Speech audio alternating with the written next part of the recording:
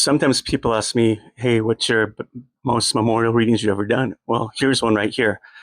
This building right here, this is part of the Butte, Montana National Historic Society buildings. It's a very old building, very big building in Butte, Montana. Now, let me go back and tell you the history of it.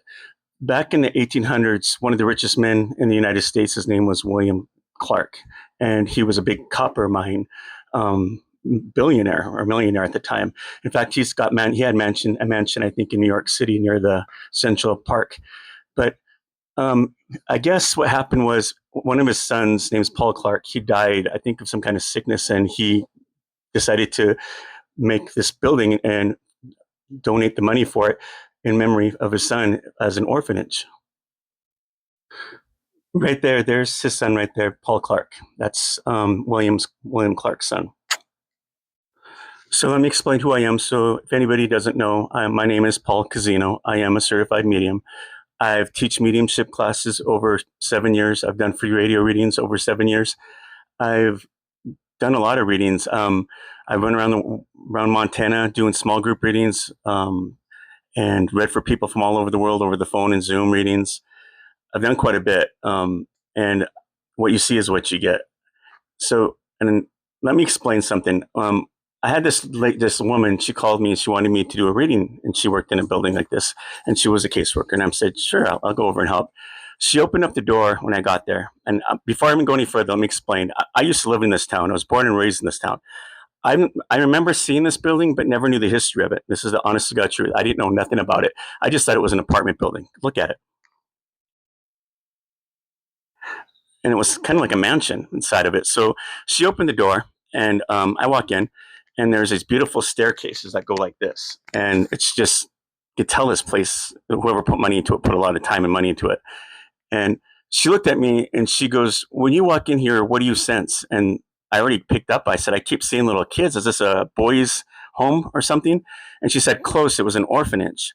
Well, that got interesting because when I was trying to sit down with her to do the readings with her, I kept getting distracted. And I'm like, there's too much energy here. There's a lot of things going on here. I feel this place is infested with something and I got to figure out what it is. Do you mind if I do a tour here? You can come with me. I think this place needs a cleansing or a clearing. These people need to be cleared out. Now look at this building. It's 3 stories, right? And plus they have a basement. Oh yeah. And it gets kind of crazy. So she goes, sure, let's go walk around. So we get on the first floor. And it's pretty, these rooms are pretty basic. They kind of look like little bedrooms or a little apartment, not even really apartment, like little bedrooms in each room with the shower, the sink, and then, the bed and everything. It used to be the Paul Clark home at one time after it was an orphanage. And so each room I'd go in and I'd check to feel what was in there. And now let me tell you why I'm doing this. This lady, she's writing down the names as I'm calling out these spirits. And later on, I find out that she validates all those names that I've called out that were actually really there. And we'd go into the room, and I would tell the child, or who I was, and that I wasn't a bad person. That I'm here to help them to cross into light, and I explained the process and help them cross into the light. Well, sometimes that caseworker behind me, she would get, teary-eyed, and I asked her what's wrong, and she could feel the energy when a child would leave. And that's why I kind of like when people come with me when I cross somebody over, the energy shifts. It's like a clearing. You can literally feel it. It's not heavy anymore. So as we go into these rooms, I mean, it was pretty tiring. In fact, she counted, there was 40 kids that I crossed over. 40. I don't know how I had the energy. But so we go through that floor, and each name keeps going. And I was seeing other things too. I remember seeing a man and a woman on that floor sitting on these seats like they were having a conversation. I don't know what that was about. So we go up. I remember we going up on the 3rd floor, and that one gets kind of weird. Now let me show you something really quick. So you see back here, those are sinks, and behind those are stalls. And can you imagine being a little orphan kid having to get up every morning and every night having to clean yourself up and having to use those stalls constantly? Now, the thing about this building, I need to go back about the history. So that building was, as you know, was created for his son, Paul Clark, and it was made for an orphanage. Well, back then, Butte was a big copper mining town. And sometimes the husbands would die in these mines. Sometimes they were single moms and they couldn't take care of their kids, so they brought them to this orphanage and hope to get them where they're at and either bring them back to their moms or, unfortunately, adopt them out. It's a sad situation either way, you know. And so this is what the times were different back in the 1800s or early 1900s, you know. And so, anyways, there's each floor had one or two of these bathrooms like this, and some of these stalls didn't have doors or they had holes in them, which is creeping me out. Which I knew there were some sick people that worked there at that time, you know. So as we're going up to the third, I mean, as we're on that third floor, there is one lady I ran into, and I knew it was a nun because I could see what she was dressed up as, and she didn't say anything. She had her head down, and I didn't think much of it. So that was one of the weird things. But I kept continuing to go along and cross these kids over. At one point, we went to one of these rooms, and the caseworker was behind me, and she heard it. It was like a click. And I looked at her and I go, "Did you hear that?" She goes, "Yeah." And it came from that bathroom. So we went around the corner, and that bathroom stall door was shut. I opened it, and it was a little girl. And I said, "Don't be afraid." I said, I explained who I was, and I'm here to help you.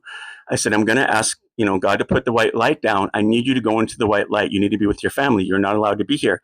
You're going to be happier up there. This is too lonely for you." And so that she went in, and just little things like that, and it was just a lot of validation that I was clearing these poor souls out. Now you have to understand that these kids, the reason why they didn't cross over is because if you're being told as a little kid you can't trust anybody, that's one thing. When you're getting somebody from the other side that's coming through the light trying to bring you into light, your spirit, they're not going to trust them. And why would you trust an adult anyways? If you're getting S8 in this building, you're being abused, neglected, and who God knows what else happened here. Now, what happened with why was there 40 kids, probably possibly more? Why were these kids passing away? Why did so many kids pass away here? I don't know.